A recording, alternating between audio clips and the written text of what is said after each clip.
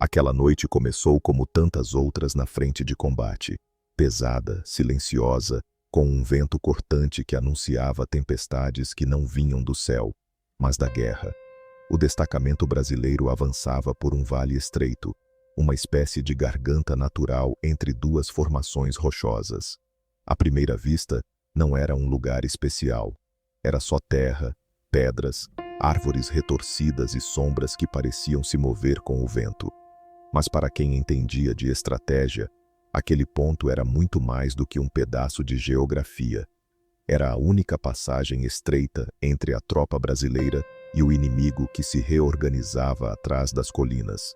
Se aquele corredor fosse perdido, todo o destacamento seria cortado ao meio, sem rota de fuga, sem reforços, sem salvação. A maioria dos soldados não sabia disso. Um sabia. O nome dele era Antônio Duarte, soldado raso. Sem condecorações, sem livros escritos sobre ele, sem medalhas penduradas no peito. Um homem comum, desses que a guerra costuma engolir anonimamente. Mas naquela noite, Duarte carregava um peso que nem o comandante tinha coragem de admitir. O combate havia começado horas antes. O inimigo avançava rápido demais. Tinha artilharia leve, tinha homens motivados, tinha terreno favorável. A tropa brasileira, exausta por dias de movimentação, precisava ganhar tempo, só algumas horas, só o suficiente para atravessar o vale e montar uma linha defensiva nova. Mas o inimigo era insistente, e rápido, e audacioso. Às 20h17, quando o céu já estava completamente negro, o capitão recebeu a notícia que mudou tudo. Capitão, o flanco esquerdo caiu. O quê? Eles romperam. Estão vindo pela encosta. Recuar. Agora. E o corredor? Perguntou um cabo, nervoso. Se eles chegarem lá antes da gente, estamos mortos. Foi nesse momento que Duarte ouviu e arregalou os olhos.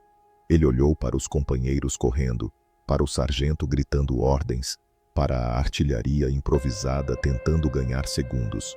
Mas sabia que segundos não eram suficientes. Aquele corredor natural, onde duas paredes de pedra estreitavam o caminho, era o único ponto capaz de atrasar o inimigo o bastante para salvar todo mundo. Mas só se alguém segurasse a posição. Alguém. Uma pessoa. Um homem. Porque o destacamento inteiro não conseguiria. Eles estavam cansados demais, feridos demais, sem munição demais e sem tempo demais. Duarte sabia disso antes mesmo de pensar. E foi por isso que não pensou. Ele sentiu. A ordem de recuar ecoou pelas árvores como um aviso de fim. Homens correram, cambaleando, alguns sangrando, outros arrastando munição, outros simplesmente tentando sobreviver. Mas Duarte não se moveu. O sargento percebeu. Duarte, o que diabos você está fazendo parado? Eu vou segurar a passagem, sargento. Ficou louco? Isso é suicídio. Se ninguém ficar, eles pegam a gente por trás. A ordem é recuar. A ordem é sobreviver, não é? Sim. Então eu vou ficar. O sargento ficou mudo. Olhou nos olhos do soldado. Viu algo ali que não sabia nomear. Não era teimosia, não era coragem cega, não era vontade de morrer. Era lucidez, uma lucidez fria, cruel e necessária. Sargento, se eles passarem por mim, eles acabam com vocês. Duarte, vai, você ainda tem homens para salvar. O sargento respirou fundo.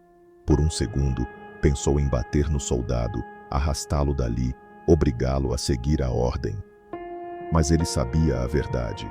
Sem alguém naquela passagem, ninguém sobreviveria.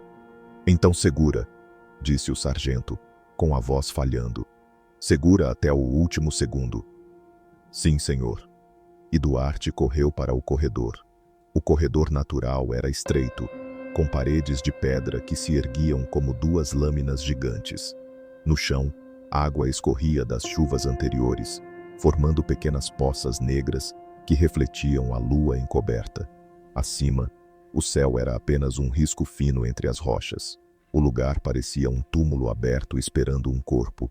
Duarte chegou suando, arfando, com a arma apertada entre as mãos. Ele sabia que teria pouco tempo. Talvez minutos, talvez menos. O som do inimigo se aproximava pelas árvores. Passos, galhos quebrando, ordens baixas. Era um som diferente do barulho caótico do combate aberto. Era um som de gente preparada. Gente que avançava devagar, confiante, como predadores seguindo uma presa cansada. Duarte se posicionou atrás de uma rocha larga, no ponto mais estreito do corredor. Aquele era o único canto onde um homem podia se esconder sem ser visto de imediato. Ali, ele teria vantagem. Por segundos, ou frações de segundo. Ele respirou fundo, fechou os olhos por um instante. Sentiu o cheiro de terra molhada, de suor e de pólvora ainda no ar. E então, abriu os olhos, como quem desperta não para viver, mas para lutar. O primeiro inimigo apareceu às 20h43. Um soldado magro, com uma lanterna presa ao fuzil. Ele caminhava com cuidado, farejando o terreno como um animal treinado. Duarte esperou. Esperou até poder ver o brilho da lente da lanterna refletindo na poça à frente. Esperou até sentir que o inimigo estava a 3, talvez 4 metros. E então, puxou o gatilho. O impacto ecoou pelo corredor como um trovão. O corpo do soldado tombou para o lado. A lanterna caiu, rodou, iluminou a parede de pedra com um feixe instável. Gritos surgiram imediatamente, em outra língua. Gritos de alerta, gritos de ódio. Duarte recarregou com mãos que tremiam apenas por dentro. Por fora, estavam firmes.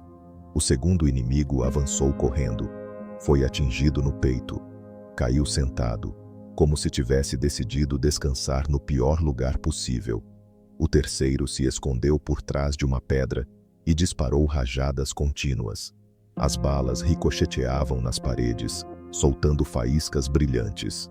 Duarte inclinou o corpo apenas o suficiente para ficar fora da linha de tiro.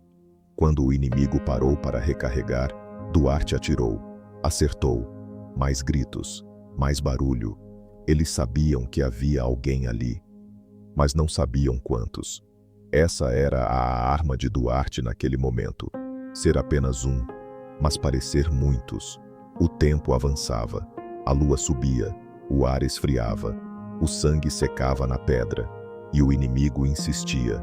Vinha em grupos, vinha sozinho, vinha pelo flanco, vinha pelas sombras, mas Duarte permanecia lá. Cada tiro ecoava como se fosse o último. Cada movimento era calculado como se o universo dependesse dele. E, em certo sentido, dependia mesmo. Porque, atrás de Duarte, centenas de vidas estavam se afastando, reorganizando-se, respirando. Homens que jamais saberiam que, naquela noite, foram salvos por um soldado que não estava em nenhum mapa, em nenhum plano, em nenhum relatório. Um soldado que ficou porque, se não ficasse, todos morreriam. Às 22h17, Duarte quase desmaiou. A munição estava no fim. A garganta ardia. Os braços doíam como se cada músculo tivesse sido rasgado por dentro. A visão começava a embaçar. Foi nesse ponto que o inimigo percebeu algo. O fogo brasileiro havia diminuído. E isso só significava uma coisa. Um comandante inimigo gritou ordens. Tiroteio intenso começou a cair no corredor. As paredes de pedra vibravam. Pedras pequenas começaram a despencar das encostas acima. Duarte recuou meio passo. Não muito. Não o suficiente para abrir brechas. Apenas o suficiente para sobreviver mais alguns segundos. Segundos. Essa palavra martelava na cabeça dele. Ele havia segurado minutos. Depois dezenas de minutos. Agora parecia segurar a própria morte pelo colarinho. E ele ainda não soltaria. Às 22h29, o sargento conseguiu contato pelo rádio. Duarte. Sargento, eu ainda tô aqui. Nós estamos quase prontos na nova posição. 30 minutos, no máximo. 30 minutos. Se você segurar mais 30 minutos, você salva todo mundo. Sargento. Fala Duarte. Eu tenho só 9 tiros. Silêncio no rádio. Pausa longa. Ofegante. Então faz cada um valer por 3. Vou tentar. Não tente. Faça. Sim, senhor. Duarte desligou. E ficou sozinho de novo. Mais sozinho do que qualquer ser humano deveria estar. Mais sozinho do que qualquer alma merece estar. Mas não fugiu. Às 22h41, o inimigo avançou em peso. Duarte sabia que não sobreviveria. Sabia que aquilo era o fim. Sentia o corpo falhar, a respiração vacilar, o peito arder. Mas ainda tinha 9 balas e 9 destinos escritos. Ele mirou na sombra que avançou pela esquerda. Um tiro. Som seco. Sombra caindo. Mirou no clarão da arma que piscou à direita. Outro tiro. Eco metálico. Corpo colapsando. O terceiro veio correndo, gritando. Duarte esperou até ele estar perto demais. Atirou. Explosão curta. Silêncio abrupto. 2 balas. Mais 5 corpos no chão. O inimigo hesitou. Por 3 segundos. 3 segundos que valeram uma eternidade. Duarte respirou fundo e se preparou. Às 22h55, ele tinha apenas uma bala. Os inimigos avançavam. Mais próximos, mais frenéticos, mais desesperados. Como se sentissem que o guardião do corredor estava chegando ao limite. Duarte engatilhou a última bala. A última. Ele sabia que, depois dela, seria só ele contra o inevitável. Mas ele não recuou. Não piscou. Não virou o rosto. A sombra mais próxima se aproximou. Duarte mirou. Não no peito, não na cabeça, mas no ombro. A bala acertou e o inimigo caiu para trás, derrubando outros 2. Caos. Confusão. Duarte sabia. Era agora, ou nunca. Ele se jogou atrás da pedra, pegou a baioneta, respirou fundo e esperou. Foi então que às 22h49 ele ouviu. Passos atrás dele, passos conhecidos. Duarte era o sargento. Atrás dele, dezenas de soldados brasileiros surgiram no corredor, posicionando armas, formando linha, tomando o posto que Duarte tinha segurado sozinho por quase 3 horas. Você conseguiu, Duarte. Consegui. Você salvou todo mundo. Eu só fiquei. Ficar foi o que nos salvou. Duarte tentou responder, mas antes que pudesse dizer qualquer coisa, caiu. Não por ferimento mortal, não por tiro, não por explosão, mas porque um homem só aguenta ser gigante por tempo demais. Ele desmaiou nos braços de seus companheiros. Vivo, exausto e, sem saber, eterno. Quando Duarte acordou, o mundo estava distante, enevoado, quase silencioso. Abriu os olhos devagar, como quem teme que o escuro ainda esteja lá, esperando para engoli-lo outra vez. Mas o que viu não foi noite, nem corredor, nem inimigos, nem rochas afiadas parecendo uma cova. O que viu foi o teto improvisado de um posto de atendimento, e o som que ouviu era mais suave. Passos, vozes abafadas, tiques metálicos de instrumentos, alguém pedindo compressas limpas. Ele tentou se mover, mas o corpo protestou com um peso insuportável. Calma aí, campeão, disse uma voz ao lado. Era o sargento. Aquele olhar endurecido pela guerra agora carregava algo raro, orgulho, mas também um cansaço profundo, como se parte dele tivesse lutado junto com Duarte naquela noite, e de certa forma, lutou mesmo. Você voltou. Sargento. A voz de Duarte saiu rouca. Quantos passaram? Nenhum. Duarte respirou. Então valeu a pena. Valeu mais do que você imagina. O sargento colocou uma mão firme em seu ombro. Duarte, seu ato atrasou aquele avanço em quase 3 horas. 3 horas. Isso não existe em manual nenhum. Eles recuaram. Eles pararam. Depois dispersaram, perderam a coordenação. Quando perceberam, estávamos reorganizados e prontos para recebê-los. E o destacamento? O sargento sorriu. Cada homem que saiu daquele vale saiu vivo por sua causa. Duarte fechou os olhos por um segundo. Não havia glória ali. Não havia vaidade. Apenas alívio. Um alívio que parecia maior do que o próprio corpo podia suportar. Nos dias seguintes, Duarte ficou deitado, meio consciente, meio mergulhado em lembranças distorcidas da noite anterior. Às vezes, via a lanterna caída no chão. Às vezes, ouvia o ricochete das balas nas paredes de pedra. Às vezes, sentia a solidão de novo, como se ela fosse um animal sentado aos pés da cama, esperando que ele dormisse para atacá-lo outra vez. O médico dizia: ele precisa descansar, ele precisa comer, ele precisa ficar em silêncio, ele precisa esquecer um pouco. Mas ninguém esquece um combate solitário tão fácil, porque há lutas que deixam marcas no corpo, e há lutas que deixam marcas na alma, e essas nunca cicatrizam completamente. Depois de 3 dias, Duarte conseguiu ficar de pé. Cambaleou, suou frio, mas ficou. Era fim de tarde, e o acampamento estava calmo. Soldados limpavam armas, escreviam cartas, cochilavam contra mochilas, riam de piadas que só quem está na guerra entende. Duarte caminhou devagar e percebeu algo estranho. As pessoas olhavam para ele, não com pena, não com estranhamento, mas com um tipo de respeito silencioso que ele não sabia lidar. Um soldado o cumprimentou com a cabeça, outro abriu espaço para ele passar, outro lhe entregou uma caneca de água antes mesmo que ele pedisse, e então algo inesperado aconteceu. O capitão apareceu. Duarte. Senhor, precisamos conversar. Duarte ficou tenso. Parte dele temia que seria repreendido por ter desobedecido a ordem de recuo. Parte dele temia que seria afastado das operações. Mas a verdade estava longe disso.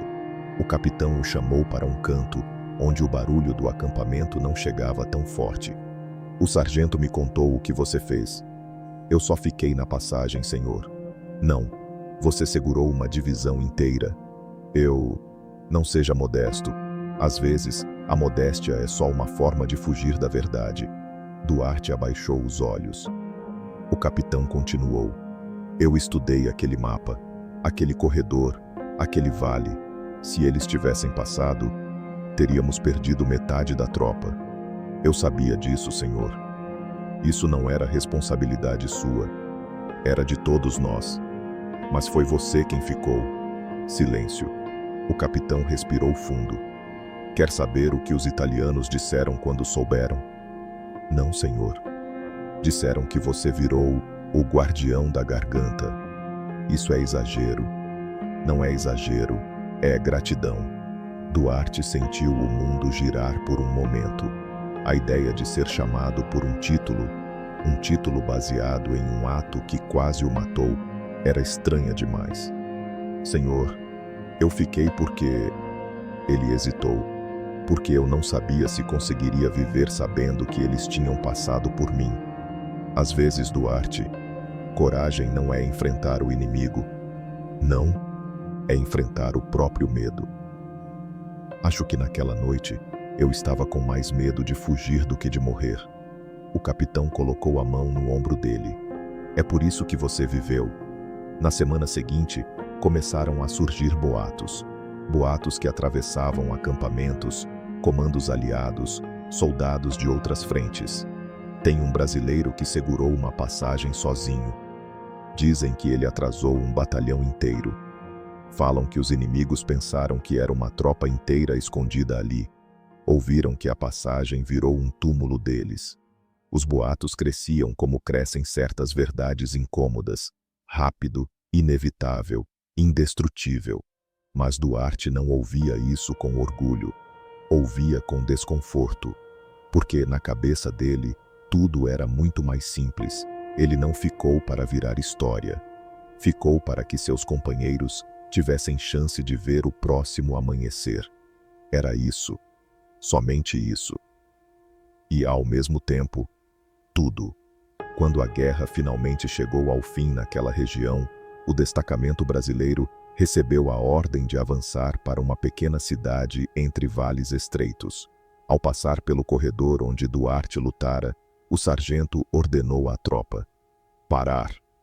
Todos descansaram as mochilas no chão, armas aos lados, silêncio absoluto. O sargento se virou para Duarte. Venha até aqui. Duarte caminhou até o centro da tropa, confuso. O sargento apontou para as paredes da passagem, agora ainda mais marcadas por tiros, explosões e sangue seco. Este lugar só existe porque você segurou. Duarte abaixou a cabeça. Sargento, não. Ouça. O sargento ergueu a voz. Homens, este é o ponto onde um soldado salvou todos nós. Não precisava disso. Duarte murmurou. Precisava sim, respondeu o sargento. E então, um a um, todos os soldados presentes bateram continência para Duarte. Não porque ele era herói, não porque era superior, mas porque ele havia sido o ponto de sustentação da vida de todos. Duarte tentou falar. A voz falhou, as mãos tremeram, as lágrimas vieram. Silenciosas, tímidas, verdadeiras, e ninguém ali ousou olhar para ele com pena, apenas com respeito. O tempo passou, a guerra mudou de forma, de ritmo, de cenário, mas Duarte jamais foi o mesmo. Ele continuou lutando, continuou marchando, continuou vivendo como soldado, mas algo dentro dele havia mudado para sempre. Às vezes, ao fechar os olhos, ele sentia novamente o corredor estreito, sentia o vento frio, sentia a pedra áspera nas costas, sentia o som dos passos do inimigo ecoando, sentia a solidão, porque há batalhas que nunca terminam, mesmo quando a guerra acaba. Quando voltou ao Brasil, Duarte não levou medalhas no peito, levou cicatrizes na alma. Viver em paz era difícil. Caminhar na rua e ouvir barulhos fortes era difícil. Dormir era quase impossível. Mas ele viveu. Viveu porque acreditava que, se tivesse morrido naquela passagem, todos aqueles que salvou teriam que carregar essa perda como peso. E isso ele não permitiria. Anos depois, uma carta chegou para ele. Era da Itália. Um grupo de civis havia construído, por conta própria, uma pequena placa na entrada da passagem onde Duarte lutou. Nela estava escrito: aqui um homem virou muralha e impediu que a noite engolisse todos nós. Duarte leu aquilo muitas vezes, com lágrimas silenciosas, porque pela primeira vez ele entendeu que não lutou sozinho. Havia vidas atrás dele, havia memórias diante dele. E havia um legado que ele jamais pediu para carregar. Mas às vezes, é assim que nascem os símbolos. Um soldado comum, sem ouro, sem fama, sem história, que decide ficar no momento em que todos vão embora. E ao ficar, muda tudo. E assim termina a história de Duarte. O homem que segurou uma passagem sozinho. O homem que desafiou a morte por todos os outros. O homem que não buscava glória, mas virou lenda. Porque algumas batalhas são vencidas pelo exército, mas outras, pelo coração de um único homem. E naquela noite escura, fria e estreita, o coração de Duarte segurou o mundo inteiro.